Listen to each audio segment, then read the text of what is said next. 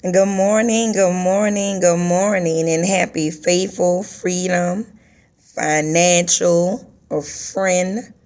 Um, Finally, fantastic Friday.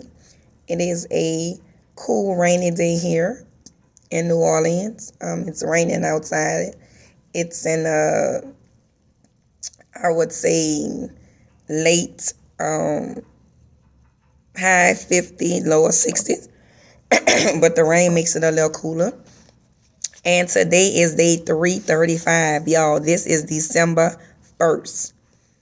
So we have 31 days left in this year, or if you count today, 30 days. I'm not counting today, but we are in the 12th month, the final month of the year. 12 is the number of authority and government. So we are going to govern ourselves accordingly and just watch God work and continue to do what he will do in the next 31 days. I am so excited.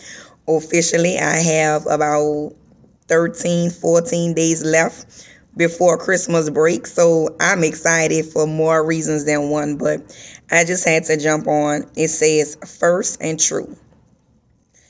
Do not love the world or the things in the world. If you love the world, the love of the Father is not in you. 1 John 2:15. Lord, you made the world so beautiful, interesting, and exciting. You made people so unique and lovable, work so rewarding, play so much fun. It's hard not to love the world. In fact, I guess you could say I'm failing because this is where I am. And these are the things I can see and touch and taste. I sometimes forget this is not all there is. Forgive my worldliness, Father. Please help me appreciate your creation, love my people, and enjoy meaningful work without making those things more important to me than you. Help me respect life without fearing death. Please help me remember that you are my first and true love. Today's question: is Jesus your first and true love? Is Jesus your first and true love? And the answer should be yes. The answer should be yes. When we talk about first loves, we tend to think about our high school crushes or our little girls or fathers say that their daughters are their first true love, or daughters say that their fathers are their first true love before they get married. But we don't really think about our first true love. It doesn't say only true love. It says first and true love, which should be Jesus Christ. When you have Jesus as your first and true love, it will set the stage and the arena for other relationships, friendships, partnerships, where you can love others as you love God first and then yourself. All right? Love God, love self, love others. So it doesn't mean that you can't enjoy those things that he has created, that he's given us, but it means that you understand the priority and level of importance that they have in your life, right? The role.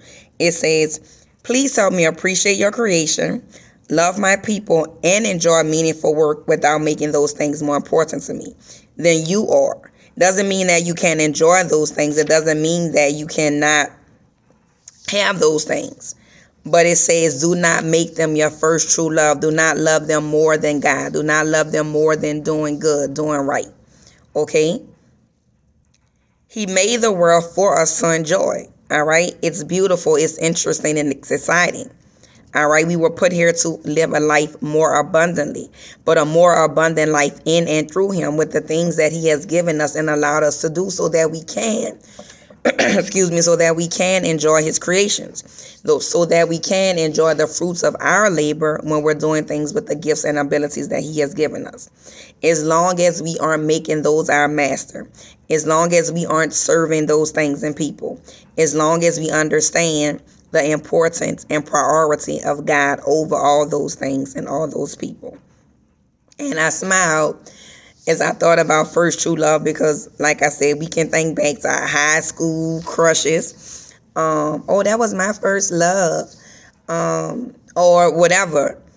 But when you think about Jesus, and I said this on the Sanctuary podcast with Gregory Devon, last week. Actually, we recorded last Friday, a week ago.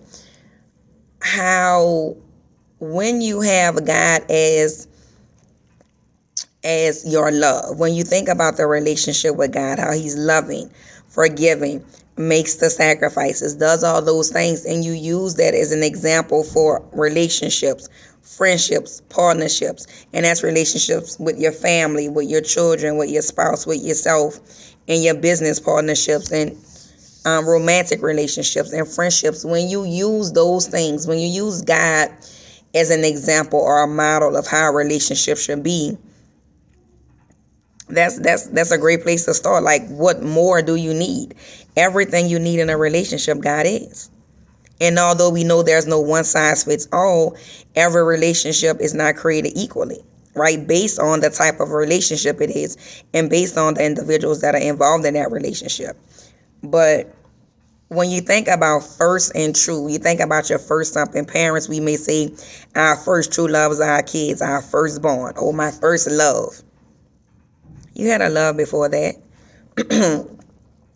But because we love our children so much and because we give them so much and want so much for them and the best for them, when we say my first love, that's when we probably really understood what love meant. And that's how God feels about us. We are his first true love. Jesus is, and because he's our brother, we're all children, sons, and daughters of God. God feels the same way about us. We are his true love. And he wants to be the same. Excuse me. He wants to be the same thing for us. He deserves to be the same thing for us. So when you think about it just makes me happy today, Friday. Yes, first true love. So if Jesus isn't, it's not too late to make him your first true love. Your first and true. Doesn't say the only, but it says the first and true. So if you want to experience a love like no other, with peace, with forgiveness, with sacrifice, with God's grace and mercy and all those things that will follow you, develop a relationship with God, with Jesus Christ. Strengthen the one you already have. If you don't, it's never too late to start. But if you do, work on it. Give it some tea, some time, some effort, some energy, some attention. And trust me, you'll be surprised how much tea he will pour back into you.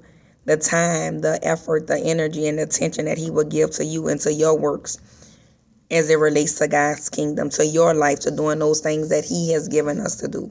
So I'm just happy, y'all. I'm just excited. I'm just grateful on this beautiful, blessed Friday. Even though it's raining, it's still a good Friday. I'm just excited about the weekend. I'm excited about 1 week down, 2.5 more to go. I'm excited about my students, about the lesson that we're doing today. I'm just excited and happy and yeah, it's just me Friday. So you all have a great, blessed day. Be safe, be blessed. This the 12th month, y'all. December. Something about December getting to the end. It started in January. A lot of people didn't make it. And we can almost see the finish line. This is the 12th month. We have survived 11 months of this year. Highs, lows, good, bad, ups, downs, whatever, however, whoever.